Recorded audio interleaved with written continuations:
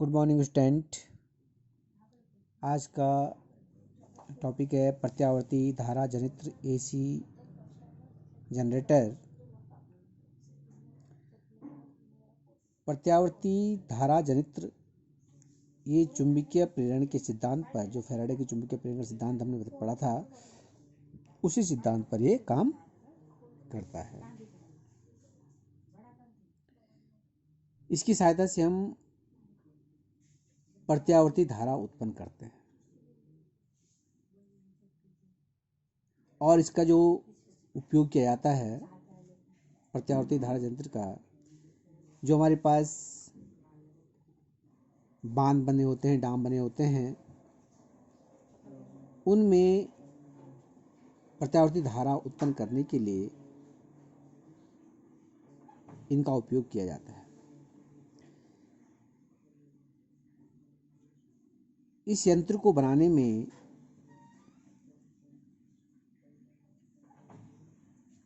जिनका हाथ है उन वैज्ञानिक का नाम है निकोला टेस्ला, जिन्होंने जो है इस यंत्र का निर्माण किया है, इस यंत्र को बनाया है। तो सर्वप्रथम हम इस यंत्र की रचना के बारे में देखते हैं कि किस प्रकार से ये बनाया गया है। तो जैसा आप चित्र में देख रहे हैं, इसमें दो शक्तिशाली चुंबकों के ध्रुव लगे होते हैं, जिनके कारण चुंबकीय क्षेत्र बी उत्पन्न होता है। बी दिखा रखा है यहाँ पर, चुंबकीय क्षेत्र बी उत्पन्न होता है। इन दोनों शक्तिशाली ध्रुवों के बीच में एक कुंडली लगा देते हैं। इस कुंडली को आर्मेचर भी कहते हैं। कुंडली हमने आपको बता रखी है कि जब किसी प्लेट पर हम क्या करते हैं, तारों को, आयताकार प्लेट हो सकती है, वर्गाकार प्लेट हो सकती है आपके पास ये, इस पर हम तांबे की तारों को बहुत पास पास लपेटकर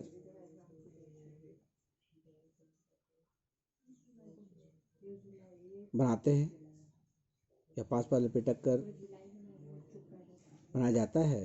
तो ये आपके पास कुंडली होती है, ठीक है। इस कुंडली के दो सिरे होंगे, तार के जो आपके पास दो सिरे होते हैं। इन दो सिरों को, तार के दो सिरों को,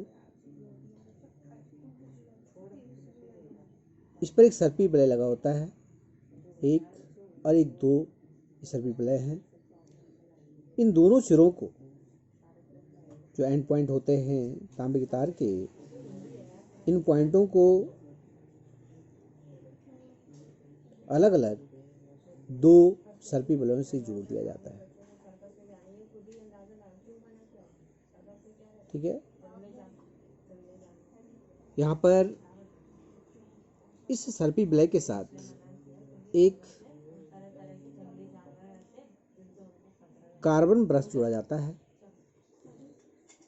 कार्बन ब्रश का क्या कार्य है? यहाँ पर जब ये कुंडली घूमती है तो आपके पास सर्पी वलय भी घूमेगा,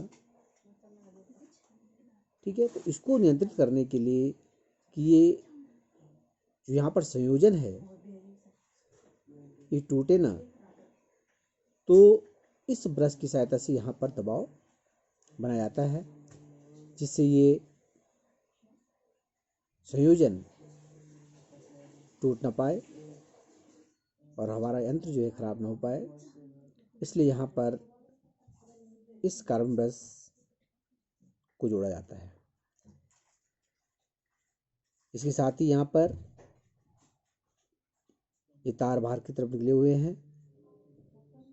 इन तारों की सहायता से हम प्रत्यावर्ती ईएमएफ या प्रत्यावर्ती धारा जो उत्पन्न हो रही है, उसको हमने जिस यंत्र तक भेजना है इन तारों की सहायता से भेजा जाता है। जो आपके पास एक कुंडली है, यानी कि आर्मेचर जो आपके पास है, इसकी सहायता से यांत्रिक ऊर्जा को विद्युत ऊर्जा में परिवर्तित किया जाता है। हमें इस आर्मेचर को घुमाने के लिए किसी यांत्रिक वस्तु की या रोटेटर की हमको आवश्यकता होती है, जिससे हम इसको घुमा सकें। ठीक है, तो इस प्रकार से हम इस आर्म जनरेटर के बारे में, प्रत्यावर्ती धारा जनरेटर के बारे में पहले इसकी रचना लिख लेंगे। इसके बाद हम इसकी कार्यविधि को पढ़ेंगे। तो इस प्रकार से आपने इसको लिखना है। प्रत्यावर्ती धारा जनित्र चुंबकीय प्रेरण के सिद्धांत पर कार्य करता है। यह प्रत्यावर्ती धारा को उत्पन्न करने का यंत्र है। बांध, डाम आदि में इसका उपयोग किया जाता है। इस यंत्र को निकोला टेस्ला ने बनाया था या दिया था। इसकी रचना, इसमें दो शक्तिशाली चुंबक लगे होते हैं, जिनके बीच चुंबकीय क्षेत्र B कार्य करता है या उत्पन्न होता है। चुंबक के इन शक्तिशाली ध्रुवों के बीच एक कुंडली लगा देते हैं, जिसे आर्मेचर भी कहते हैं। कुंडली के तारों के शीर्षों को सर्पी वलय से जोड़ा जाता है। कुंडली का एक तार पहले सर्पी वलय से तथा दूसरा तार दूसरे सर्पी वलय से जोड़ते हैं। ये दोनों सर्पी वलय कार्बन ब्रश से जुड़ा होता है। सर्पी वलय के घूमने पर कार्बन ब्रश इस प्रकार काम करता है कि संयोजन टूटे नहीं। कार्बन ब्रश सर्पी वलय पर दबाव बनाकर रखती है। जहाँ पर हमने प्रत्यावर्ती धारा भेजनी है, उन्हें तार के साथ जोड़ दिया जाता है।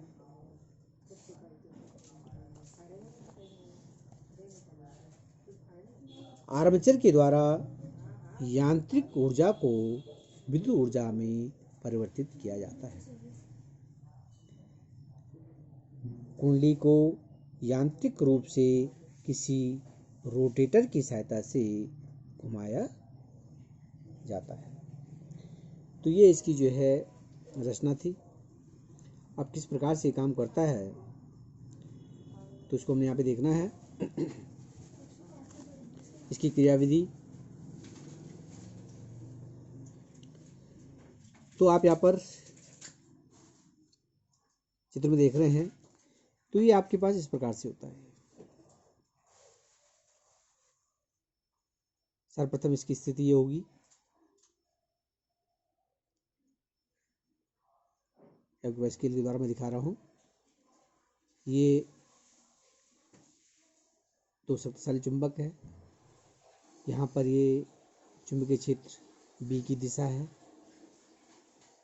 ये दर्शाई गई है B की दिशा, और ये बीच में यहाँ पर एक कुंडली है, आयताकार कुंडली है। ये इस रूप में यहाँ पर दिखाई दे रही है आपको। तो सर्वप्रथम ये इस प्रकार से होगी ये। तो आप यहाँ पे देख रहे हैं, जब हम इसको इस प्रकार से रखते हैं, तो उस अवस्था में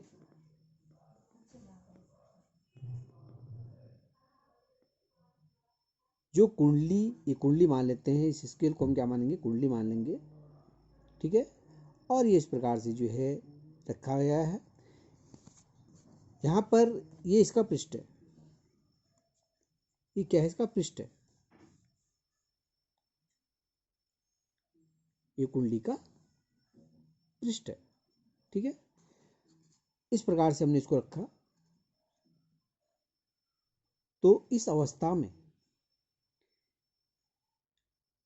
जो चुंबकीय बल रेखा है यहां से गुजरेंगी, पृष्ठ से गुजरेंगी। चुंबकीय बल रेखाएं जो पृष्ठ से गुजरेंगी वो क्या होंगी, इस समय अधिकतम होंगी। ठीक है, क्योंकि इस अवस्था में कुंडली के पृष्ठ की दिशा और चुंबकीय क्षेत्र की दिशा एक ही ओर है। देख लेंगे आप, ये दोनों दिशाएं क्या हैं, एक ही ओर है। तो इस अवस्था में यहां पर अधिकतम चुंबकीय रेखाएं गुजरेंगी।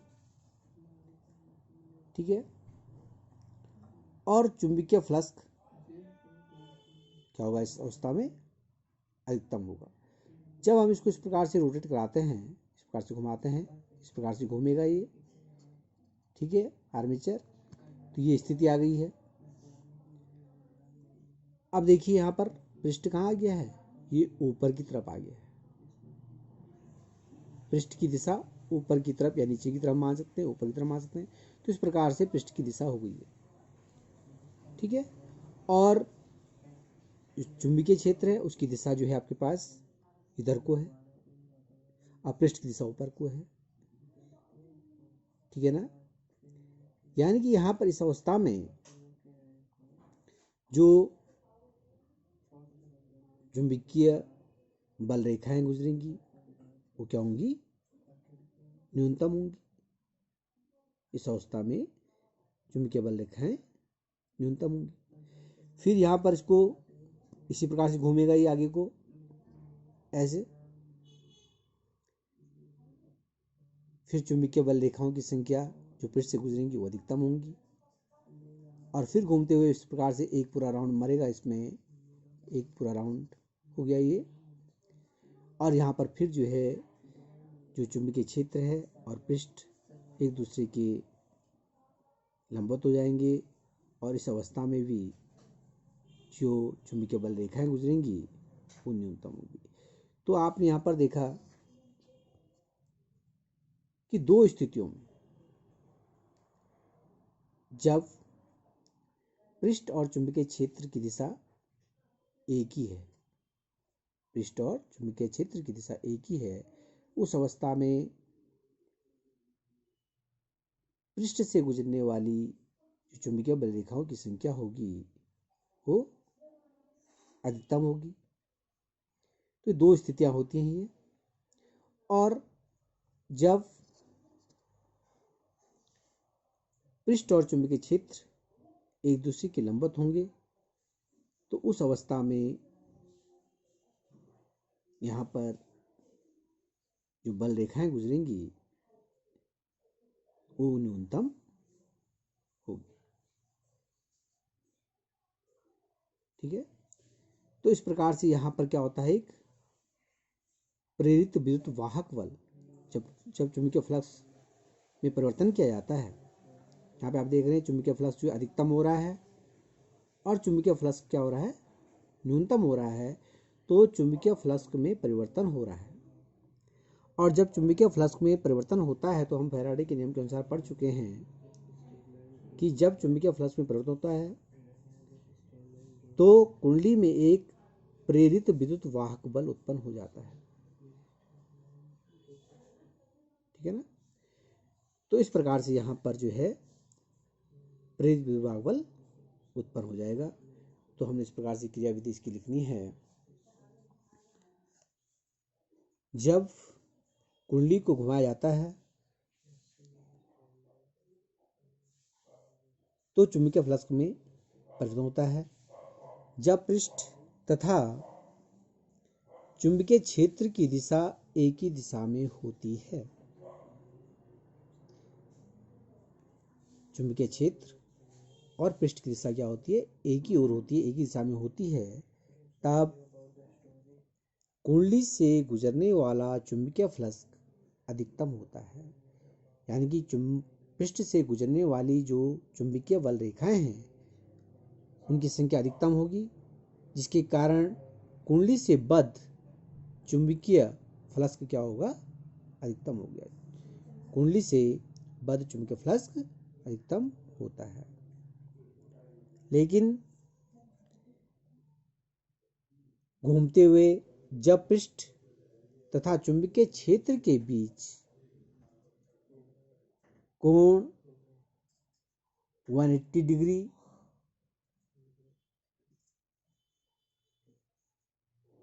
हो जाता है तो चुंबकीय फ्लक्स न्यूनतम हो जाता है। इसका कारण चुंबकीय फ्लक्स रेखाओं की संख्या पर निर्भर करता है। तो इस अवस्था में जो है, जो कुंडली है, कुंडली के पृष्ठ से गुजरने वाली चुंबकीय बल रेखाओं की संख्या न्यूनतम होगी और चुंबकीय फ्लक्स, जो बद्ध चुंबकीय फ्लक्स का जो मान होगा वो भी क्या हो जाएगा, न्यूनतम होगा। इस प्रकार एक पूरे चक्कर में दो स्थितियों में चुंबकीय फ्लक्स रेखाओं की संख्या अधिकतम होगी, अर्थात बद्ध चुंबकीय फ्लक्स अधिकतम होगा। जो बद्ध चुंबकीय फ्लक्स में परिवर्तन होगा वो अधिकतम होगा, और दो स्थितियों में चुंबकीय फ्लक्स न्यूनतम होगा। इस कारण प्रेरित विद्युत वाहक बल उत्पन्न हो जाता है, होगा। तो जब चुंबकीय फ्लक्स में परिवर्तन होता है तो प्रेरित विद्युत वाहक बल उत्पन्न हो जाता है। अतः हम लिखते हैं phi that is equal to B A cos theta. Question number first, Faraday के नियम के अनुसार E बराबर -n d∅/dt। फाई का मान समीकरण नंबर 1 से यहाँ पर रखेंगे हम, तो E बराबर -n d/dt B A cos theta.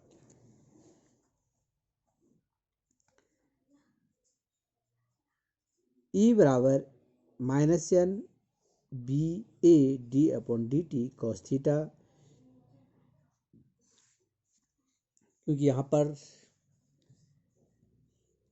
जो हमने चुंबकीय ध्रुव लगा रखे हैं उनके द्वारा जो उत्पन्न चुंबकीय क्षेत्र है उसका मान स्थिर होगा, नियत होगा। जो यहाँ पर कुंडली हमने बना रखी है, इस कुंडली का जो क्षेत्रफल होगा वो भी क्या होगा, नियत होगा। तो B और A का मान यहाँ पर दोनों क्या होंगे, नियत होंगे। तो हम क्या कर सकते हैं, सूत्र में BA को हम यहाँ से बाहर लिख सकते हैं, तो -nBA d/dt क्या बच गया अंदर, cos थीटा। माना कुंडली को कोणीय वेग ओमेगा से घुमाया जाता है, कुंडली को कोणीय वेग ओमेगा से घुमाया जाता है, तो इस अवस्था में थीटा बराबर हो जाएगा ओमेगा टी। E बराबर -nBA d/dt cos omega T. और इस प्रकार से हम पढ़ चुके हैं कक्षा 11 में, ओमेगा बराबर होता है कोणीय विस्थापन बटे समय, ओमेगा बराबर थीटा अपॉन टी, और इस प्रकार थीटा बराबर ओमेगा टी। तो थीटा की जगह पर हम क्या लिख लेंगे, यहाँ पर ओमेगा टी हम इसको लिख लेंगे। तो कॉस थीटा की जगह क्या आ गया, कॉस ओमेगा टी आ गया ये। तो इस प्रकार से E बराबर -nBA ओमेगा, इसका हमने अवकलन करना है, तो ये आ जाएगा आपके पास ओमेगा कॉस ओमेगा टी का हो जाएगा minus sine omega T, minus minus का प्लस हो जाएगा। तो E बराबर nBA omega sine omega T. समीकरण नंबर मान लेंगे इसको 2। यह किसी क्षण घुमाते समय उत्पन्न प्रेरित विद्युत वाहक का सूत्र है, ठीक है। E के अधिकतम मान के लिए यदि हम चाहते हैं कि E का हमारा जो प्रेरित विद्युत वाहक बल है उसका अधिकतम मान प्राप्त हो, तो इसके लिए हमको साइन ओमेगा टी का मान 1 लेना होगा। इस प्रकार से हमको इसको व्यवस्थित करना होगा कि साइन ओमेगा टी का मान कितना हो जाए, 1 हो जाए। तो ओमेगा टी का मान कितना होना चाहिए, 90 डिग्री जब होगा तो साइन ओमेगा टी का मान हो जाएगा। तो ओमेगा टी को हमको 90 पर फिक्स करना होगा। तो इस प्रकार से आपके पास आएगा E0 that is equal to NBAW। ये जो मान है E0 बराबर NBAW समीकरण नंबर 2 है, उसके स्थान पर रख देंगे E0। तो इस प्रकार आपके पास आएगा E बराबर E0 sin omega t। Question number 3। तो ये आपके पास प्रेरित विद्युत बाहुबल का मान निकल गया है, जो यहाँ पर हम कुंडली को घुमा रहे हैं, चुंबकीय फ्लक्स में परिवर्तन हो रहा है, तो उस अवस्था में प्रेरित विद्युत बाहुबल का मान निकल गया। अब हमने प्रेरित धारा का मान भी याद करना है कि इस पे कितनी प्रेरित धारा उत्पन्न होगी। तो यहाँ पर समीकरण नंबर 3 में ओमेगा बराबर 2π/T रखने पर तो हमारा इस प्रकार से E का मान प्रेरित विद्युत बाहुबल का मान आ जाएगा E बराबर E0 sin 2πT/T। यदि हम समीकरण 3 में ओमेगा बराबर 2π रख दें तो E बराबर E0 sin 2πT ये आपके पास प्रेरित विद्युत बाहुबल का मान निकल गया है। यदि परिपथ का प्रतिरोध R हो, जो परिपथ है उसका प्रतिरोध R हो, तो समीकरण 3 में दोनों पक्षों में R से भाग देने पर, जो समीकरण नंबर 3 आपके पास है उसमें आपने भाग देना, तो E/R बराबर E0/R sin ओमेगा t। और E/R प्रेरित विद्युत वाहक बल बटे प्रतिरोध, इसको हम धारा के द्वारा जो है V/R, ओम के नियम में आपने देखा था, प्रतिरोध में देखा था I बराबर V/R, तो ये आपके पास V के बराबर होता है। तो ये हो गया I बराबर हो जाएगा I0 sin omega t। Question number 4। तो इस प्रकार से आप यहाँ पर क्या कर सकते हैं, किसी क्षण परपथ में उत्पन्न प्रेरित धारा का मान ज्ञात कर सकते हैं। ये धारा का मान का सूत्र है। प्रेरित विद्युत वाहक का मान 0 डिग्री, 180 डिग्री तथा 360 डिग्री पर न्यूनतम तथा 90 डिग्री, 270 डिग्री पर अधिकतम प्राप्त होता है। तो इस प्रकार से यहाँ पर जो जनित्र है इसमें 2 बार प्रेरित विद्युत बाहुबल का मान अधिकतम होता है और 2 बार जो है प्रेरित विद्युत बाहुबल का मान न्यूनतम होता है, और इसी प्रकार से यहाँ पर प्रेरित धारा प्राप्त होती है।